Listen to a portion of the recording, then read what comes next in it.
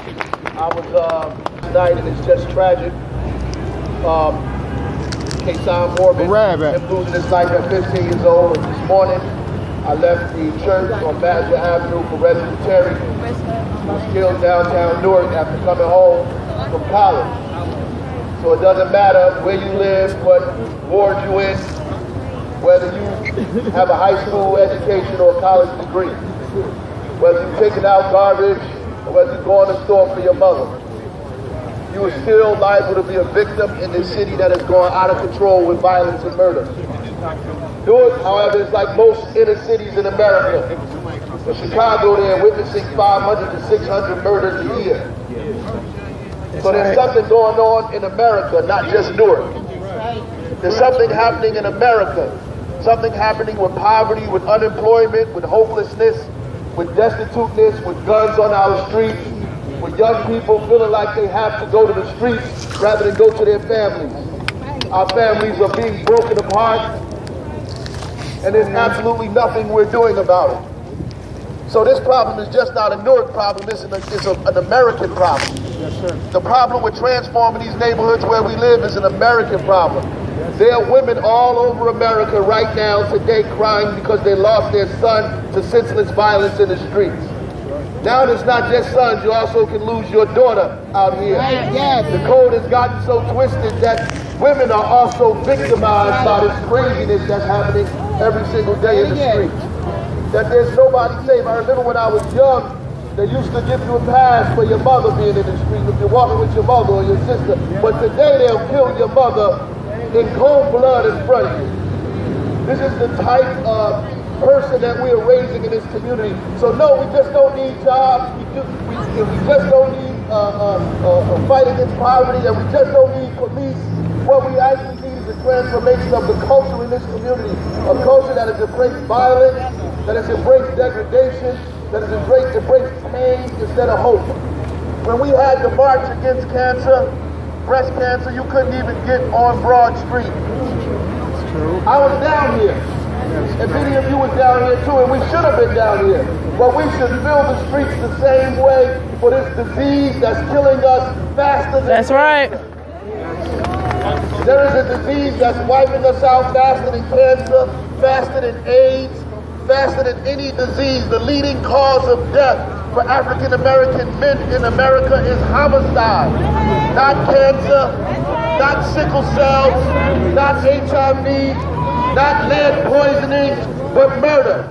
Murder is the #1 cause of death for African American boys growing up in America. Which means that we have to fill the streets for the same disease. That's right. We have to treat this like a disease. And when we become fed up enough to stop pointing fingers, that's right, fed up enough to stop blaming individuals, fed up enough to come together as a community and say enough is enough, that this will stop. That we have to make this stop the same way we made segregation stop. That we have to make this stop the same way we made slavery stop. We have to make this stop the same way we fought for the right to vote. We have to make this stop the same way we fought for the 8-hour day. We have to come together. And I know there's people saying that protest doesn't get anything. These people are wrong. All over the world, there are people in the streets, in Egypt, in Greece, in Europe, in the Middle East. There are young people in the streets fighting for democracy, against violence, for hope. We have to do the same thing. Don't let people take your weapon away. It is important. If you had 10,000, 20,000, 30,000 people out here, believe me, the state and the country would listen to what's going on in Newark, New Jersey. That's right. When we get these young people, not just the adults, when young people take to the streets. So I just want to talk to all these young people that are out here today. The young people that I saw at the funeral today, you couldn't even get in because young people are all in the pews. From University High, from Central High, from the College of New Jersey that he went to. All of the young people that are out here today that are witnessing their friends murdered at 14 and 15 years old because of a disease that we can't get under control. All of you young people in this community that are sitting here afraid, I'm going to tell you this. Martin Luther King was a young man when he began to organize. When they began to desegregate lunch counters, they were 17 and 18 years old. That anything worth changing in America has been done by young people. Stop waiting for me. Stop waiting for these adults. Stop waiting for legislators and elected officials. Stop waiting for us. You young people have to take to the streets. You young people have to change the climate. You young people have to transform this community. You have to walk the streets. You have to make the other young people put down their guns. You have to make these drugstores stop selling Percocets to our young people. You have to go into these stores and stop selling drugs to our children. Young people have to do it. You have to make the teachers educate the children. You have to make the principals do their job. You have to make the elected officials put money in your community. You have to make them build recreation centers. Young people have to do that. Not the people who come to council meetings, not even the people who organize the rallies. Some of these people can do it. You have to do it. 17, 18, 19, 20 years old. Get some fire in your damn belly and do something about the condition in this community. The future of this city is yours. It's not mine. I'm 44 years old. My life is halfway over. Yours has just begun. Get involved. The future of this city is yours. These buildings that they're building downtown is your property. That's right. The Port Authority is your property. The block is not just yours. The whole damn city is yours.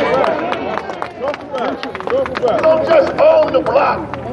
Claim the entire city, the airport, the seaport. Every university belongs to you. City Hall and every building they build. Every time they get out of tax abatement, the resources belong to you. This city is yours. Take control of it. Stop waiting for the next event to go to. Plan the event yourself. I never waited for nobody to organize me, to tell me what to do. Do it yourself. Grab this microphone and speak for yourself. I can't speak for you. I'm not 18 no more. I'm not 19 no more. You're not listening. I'm not listening to the music you listen to. I don't read the stuff you're reading. I don't have to deal with what you dealt with. Ain't no kids taking Percocets when I was 17 years old.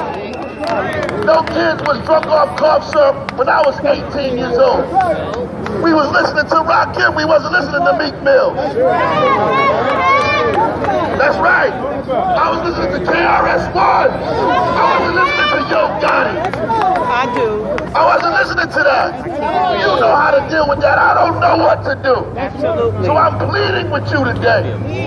Take power and take control over this city. And anything you need from me, I will be there with every resource that I have at my disposal. Okay. God bless you.